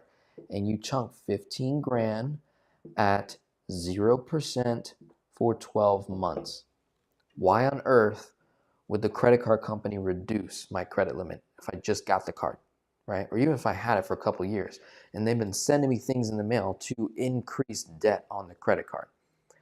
So that doesn't make sense from that perspective, right? That's not valid, right? This is me doing what the banks want me to do because they foresee me not having this paid off in 12 months so that they can get their interest and make their profit. Think about it. You have to think, what does the bank want? Profit. They want you to pay interest. What do they not want you to do? They don't want you to pay this off. So if we can create any kind of fear through marketing, it's going to be a trick. I don't want you to fall for that trick. I want you to use it the way they don't want you to use it because it's less profitable for them. And if we are a good, effective borrower, they never bother us. I've never been bothered by the bank. I've never had my credit limit reduced. Why do people get their credit cards limit reduced? You want to know why? Because they maxed it out, didn't pay it back, have a late fee. That is why your credit limit got reduced. I promise you, right? Anybody that says that, I've never met anybody with an 850 credit score or an 800 credit score that got their credit limit reduced because they were doing this strategy. I've never seen it before. It just doesn't happen, right? The only time they reduce your credit limit is when you're not actively using the card or you misused it, right? You abused it, right? We don't want to do abuse here. We want to take advantage, not abuse. So in this example, Betty, I see no problem here. Maybe Christy was talking something about this. You put your chunk, 15K, into the credit card, leave it there, pay the monthly minimum for 0%, and then do velocity banking on your HELOC on another chunk. So maybe you're doing 2 chunks, right? It's the only time I see this. And then the last part was you asking about putting your income into the line of credit as we receive it. Yes. So if there's a balance owed on your PLOC or your HELOC and you're getting a paycheck, you should be dumping that into your line of credit because we're trying to avoid the interest. We're trying to pay as little interest as possible, right? Don't give the banks free interest, right? Betty says I have to use a credit card as a line of credit. That is not true, Betty. You're just in a position right now where you have not found the PLOC or the HELOC. Either A, you're not a homeowner, so the HELOC's off the table. A PLOC is always going to be at a lesser interest rate than any credit card on the market, period. So why would you not work towards getting a PLOC so you can have a lesser interest rate, right? So by you saying that, so you're reducing your mindset to think, wait a minute, how do I create the scenario where I build a relationship with the right bank in my state, preferably local credit union, to acquire this personal line of credit in conjunction with a credit card, right? Now, some credit cards out there allow you to do withdrawals with no fees, right? Those are rare. If you have one, awesome. We can just use that, right? If you're worried about them reducing your credit limit, guess what? Go apply for an increase every 3 to 6 months. So you build the credit limit. So if they were to reduce it, right, you'd still have all this space. One thing that I do with all my credit cards, not all of them, but the ones that I actively use, every 3 to 6 months, I call for a credit line increase. Credit line increase, please. Credit line increase, please. Credit line increase, please. Right? And I get 5K increase, 10K increase, 7K increase, 3K increase every single time, every 3 to 6 months, maybe a year at most. Why not, guys? It's there. They typically don't tell you what their credit limit is, right? I've had a Bank of America card for like almost 10 years now. Credit limit on that thing is approaching like 40,000 or so, and every year or so, because I don't use it that often, every year or so I do about 5K increase, 5K, 7K, right? And I just keep going with it, right? My Amex Hilton cards, credit line increases every 3 months. I'm like on point with that because they tell me every 3 months you can get a credit line increase. So I'm like, great, I'm using y'all because no one else is, right? So let's expand our mindset, please. Let's not say, oh, Denzel, I have to do this. You don't have to do anything. What are you saying, right? That's not true. Thank you, Betty. If you have utilizing a percentage of your credit, 80%, yes, they can lower your credit limit. You want to put multiple micro payments so it doesn't trigger the algorithm. There you go, Jesus. That's a good point. That's a good point, right? Again, what is my rule? 2/3. Is that anywhere near 80? No, right? So I'm a 2/3 guy most of the time. Maybe I'm 70, maybe I go to 75, maybe 80, but very rarely am I doing 100, right? Now, here's my thing. If the card is brand new, you just got approved for a $20,000 credit card, and there's a 0% offer for 12 months and no zero fee, and let's say your chunk amount is around 20,000, that makes sense.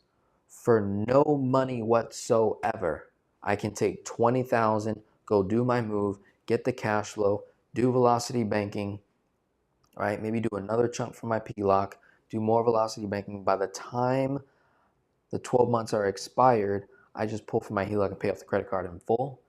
Done. If they reduce my credit limit from there, I don't care. What are we so worried about? I can go do business with someone else. It's another big point. A big misconception that you all have is this loyalty to banks.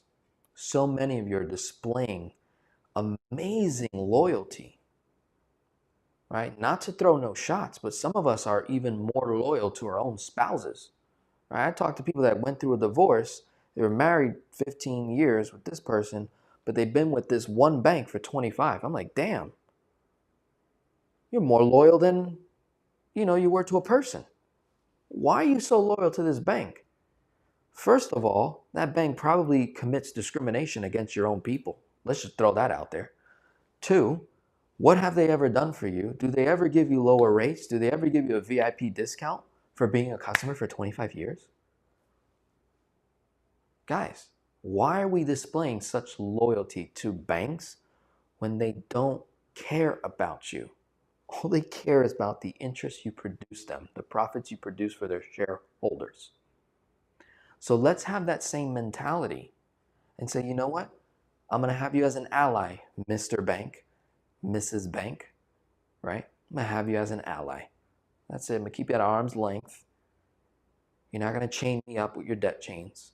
I'm going to leverage those tools according to how I want. And if you decide to reduce my credit limit, guess what? I'm going to move all my banking out of there and go to this bank. and they're going to serve me better than what you can. And then when this bank decides to pull, I go to the next bank. I have no problem switching banks. Guys, I'm detached from money, number one. Number two, I'm especially detached from banks. I don't need banks, right? I leverage banks. I keep them as an ally, right? Not an enemy. I don't want to be an enemy to a bank. Trust me, they're a big enemy. That's a big one to fight. I'm not prepared to fight that battle yet. I'll be your ally, right? Send people your way. But the moment you display things that I don't like, or you raise interest rates on me, whatever the case may be, and I'm going to another bank. Oh, thank you. Go to another bank. I've switched banks multiple times over the last 6 years. I got no problem. No problem whatsoever. I'll switch so fast, right? I don't play with that. So hopefully that was clear, Betty, and hopefully I gave you a little oomph, right? Think bigger, right? Doesn't have to be this way. You don't have to be locked into a particular move or whatever the case may be. All right, so let's see what we got here. Let me see something.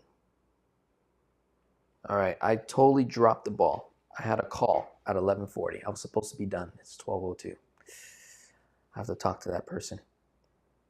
Poor client. So I'm going to get through these questions, and then if the person is watching, that I was supposed to have a call with you at 11:40 a.m. Eastern time, please forgive me. I got in the heat of things, get a little passionate, and sometimes I forget. I heard my phone buzz too. It was supposed to tell me. All right, so she had multiple credits, so didn't qualify, and then she started utilizing that tool and paid off thousands in 6 months. I'm also only credit card, but one of my credit cards functions exactly like a line of credit. Okay, so that's a good point as well. If you have a credit card that functions just like a line of credit, that's cool too. But again, what's the interest rate on that thing?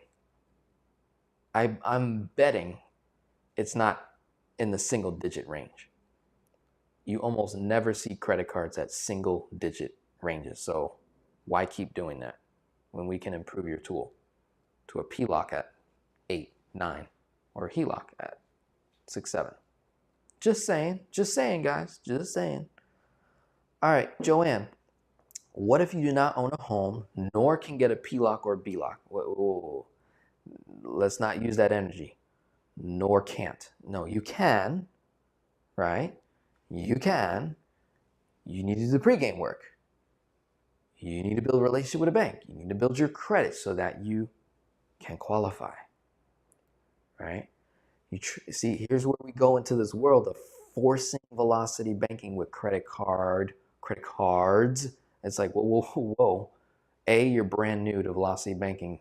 Should we really be using multiple credit cards at 29, 31% interest rate? Come on, guys. I get what some of the other content creators are saying. They're trying to motivate you, inspire you, or maybe sell you, right? But I promise you, they themselves are not doing that. They're not forcing the strategy in their own personal finances. So I'm always coming from that point of view where it's like, hey, whoa. Stop. Everybody stop. Why not just do Debt Snowball for a couple months?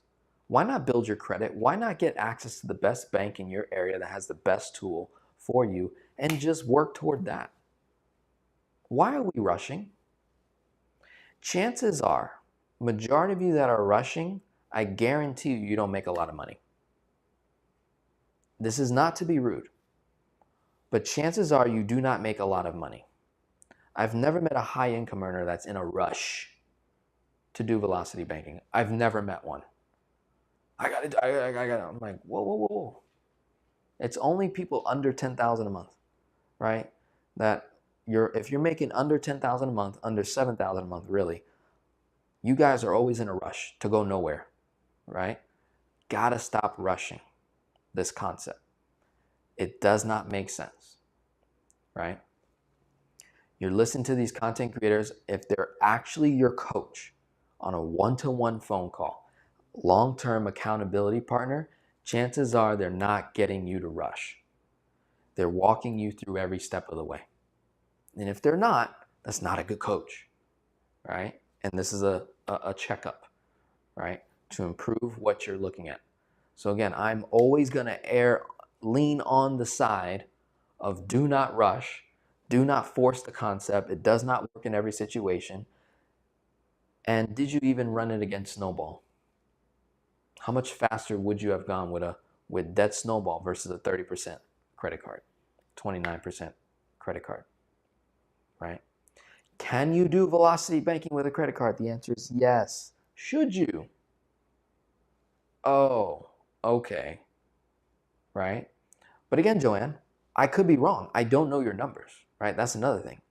There might be a situation we got a nice 0% credit card with no balance transfer fee, and we can do a nice little quick move right here temporarily to reduce, and then you snowball that credit card, bring to zero, and that brings your credit score up, and then we go and apply for that PLOC, and then we get things rolling.